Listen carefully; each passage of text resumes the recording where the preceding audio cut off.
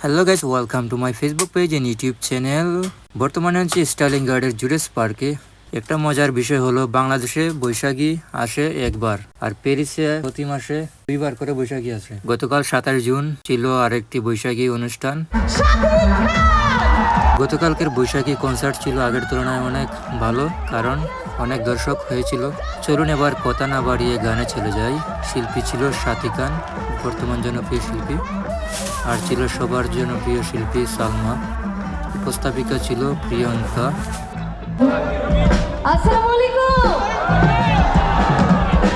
আমার খুবই ভালো লাগছে যে আমি প্যারিসে আমার বাংলাদেশি দর্শকদেরকে দেখতে পাচ্ছি। আর আমি আসলে সত্যি বলতে খুবই এক্সাইটেড। কেমন আছেন সবাই? আচ্ছা, এই এত রোদে এত তাপের মধ্যেও আপনারা এসেছেন। আমি এবং আমার সাথে যারা আছেন আমরা সবাই খুবই কৃতজ্ঞ আপনাদের প্রতি। তো চেষ্টা করবো আপনাদের পছন্দ মতো গাওয়ার জন্য। যদি কোনো রিকোয়েস্ট থাকে একটু জানাবেন, ঠিক আছে?